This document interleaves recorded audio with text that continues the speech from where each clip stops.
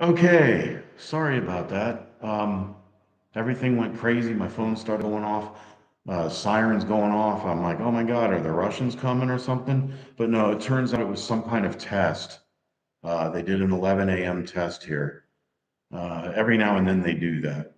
But yeah, I was going to say it's kind of frustrating when you're dealing with non-responsive people. We had uh, issues with, the airline. We had to get approved for the cats, and they said they didn't have room for both cats. Well, I mean, they're a little chubby, but they're not that big. They fit in their carrier. But I went to the vet. I got some kitty quaaludes. The German veterinarian's been very good. Um, they did an exam. The cats are 13 years old. They're sisters and litter mates. And this will be their third time going back and forth across the ocean. They began their lives in Virginia, or then they went to Seattle, then they went to Belgium, then they came back to Virginia in three different places. And then they came back over to Germany with us in 2022, and now they're going back to Virginia in 2024. So they've been some traveling kitties, but we're living in a hotel downtown right now. We checked in on Monday evening, because the Packers came, and then Tuesday the Packers came and finished, and then they moved everything out. And then yesterday I went around and did some touch-up painting on the wall. I did a lot of the touch-up work the previous weekend, but it's a lot easier when the furniture is moved out because you'll see black marks on the wall and stuff like that. And then I had our house cleaner came yesterday and did a thorough cleaning on the apartment, so it's move-in ready for the next people, and they are Americans. I basically saved the landlord having to look for a tenant. There was a social media site for the people who are Americans living here in Wiesbaden, and somebody had said something about, do you know if anybody has a three-bedroom apartment available? And I said, well, we'll be moving out before the end of October. And so I sent her a couple pictures. And one thing that really sealed the deal, I had three or four people message me who were interested in it. It's three-bedroom, but we have two full bathrooms. There's more than 100, I think there's 117 units in our complex, and only three of them have two bathrooms. They have one bedroom, two bedroom, and three-bedroom apartments here, but ours is the only floor plan that has two full bathrooms, and one bathroom has uh, a sink, a toilet, and a shower stall. The other bathroom has a sink, a toilet, a shower stall, and a regular full-size tub. Plus, it has the washer and dryer hookups in it. Well, I should say the washer hookup. Here you use stack washers. And that's one thing I'm not going to miss about Germany is the clothes dryers. They just don't do quite as well as the ones in the United States do, because the ones in the US are vented. They have the vent tube going to the outside. Um, the uh, the the humidity is a little lower here in Germany than it is in most of the United States. So we use a drying rack quite often. Sometimes, oh, the spin cycle here on the front loader washer, the spin cycle is really good. It gets your clothes, so they're not soaking wet. So the washer is good, but you hang stuff on the drying rack, and it only takes a couple hours, and everything's good to go. So we do that a lot too. But the dryers here are kind of funky, and then you've got to empty the water tray. There's a water tray in it that holds about a gallon, and you have to empty that periodically. But that's just a minor glitch. But I will really appreciate central air conditioning when we get back to the United States. Um, Also, we have central heat too. But here in our apartment, the heat is very, very efficient. It's not fast. So if you come in and it's chilly, it takes a lot of work. But there are hot water pipes underneath the floor, and you have a little dial from 0 to 7. And I used to put it maybe two, 2.5. And I mean, it kept the apartment nice and warm. It was very efficient. Or even though energy costs more in Germany, this apartment is so well insulated that our electric bills were actually lower than the estimate. That's another thing our landlord, we're supposed to hand over the keys tomorrow. They didn't get back to us. So we sent them registered letters like the 12th of August saying we're leaving on the 15th and we'd like to do the walkthrough on the 13th. So my wife, being an attorney, although she doesn't practice in Germany, obviously, she works for the US government, but she basically sent them a letter yesterday via email and it said, hey, look, we haven't heard back. You've been non-responsive. We need to turn over our keys to somebody and we need to make sure we get our security deposit back or I will be forced to take legal action.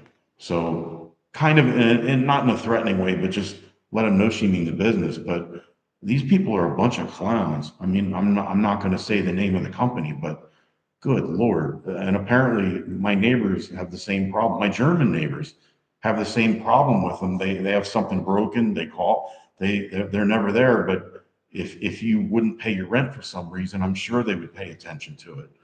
It's just very frustrating that they can have such a nice building and a beautiful complex like this, and they're so non-responsive about taking care of their end of the bargain because when they're landlords, they're supposed to do that. Um, anyway, that's something that we have to deal with. But we're staying at a hotel. This place is ancient. It was built in like 1882 or something, but the room is rather large.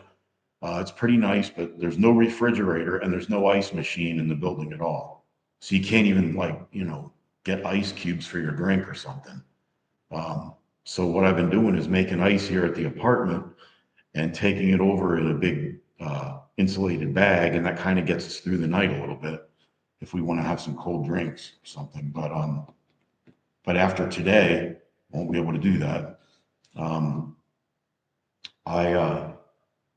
We're counting down the days. We've got the cats in the hotel room with us, and they did okay last night. One of them was meowing a little bit, but the other one was fine.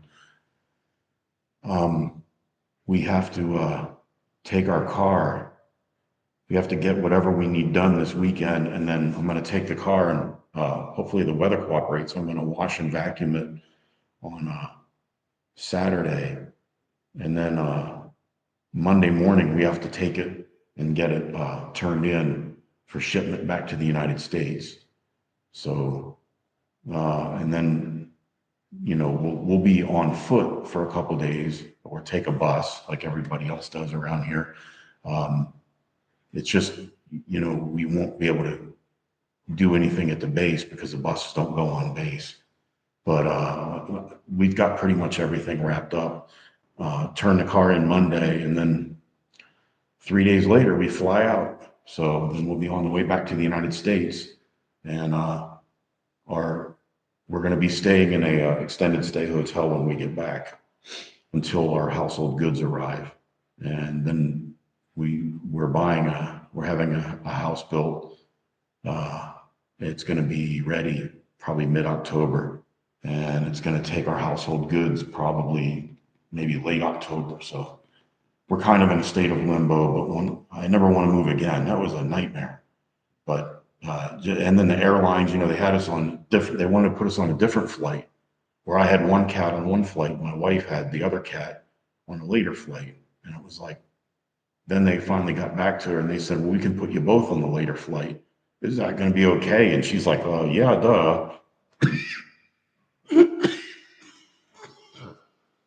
Excuse me. So that's where that stands. So I hope everybody has a good day. I'm sorry, I've been a little under the weather. I haven't slept much, but I'll try and put up another video pretty soon. But it's just a lot of stuff going on right now, and with the cats and parking in the hotel. You have to park. They have a deck underneath, but you go in there, and the people next to you don't. There's not enough room for you to get in and out of the car. So I had to pull in with my driver door, like right next to the cement wall, and I had to get out through the passenger side. Otherwise, I would have had him blocked in, and then he wouldn't be able to get out, and then he might vandalize my car or something. But he was parked too far. He wasn't parked far enough to the right in his space. You're in these underground parking garages, they are tight. And our Mazda SUV is not, it's not a big car at all. But, it's like super, super tight down there. And when you think you have an available space, you come around the corner and it says private, and you're like, you can only park at one that says hotel. So I don't think most Americans realize how much bigger things are in the United States than they are here. When you try and get in here, everything's so tight. Your population density here is much higher. Yeah, I know you have big cities in the United States, but overall, in small cities, it's almost easy to find a parking space. Whereas here, we have to pay 130 euros to park underneath our building. That's something I'm gonna like about being back in the US, is having more room. We're gonna be on like 1.5 acres of land, and we're gonna be out in the sticks. Now, the bad thing is you can't walk out anywhere, you gotta drive. But, we wanna be kind of off the beaten path a little bit. So, I mean, living in the city has its conveniences, but there's other times when, we're getting old and crotchety. We wanna have, land and not have somebody above us or below us.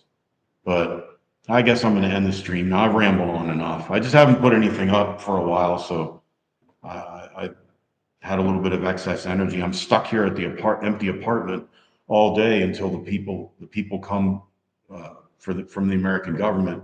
Believe it or not, they have to pick up our washer and dryer and our American refrigerator that they own, and the 3 wardrobes in the guest bedroom. That belongs to the American government. Well, after the next tenants move in, who are also Americans, then they have to come out and redeliver it.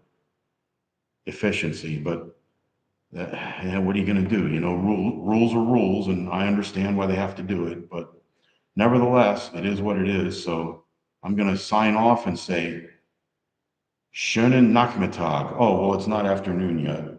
It's only 11:18. Okay, well, schönen Tag. Auf Wiedersehen, and until we meet again.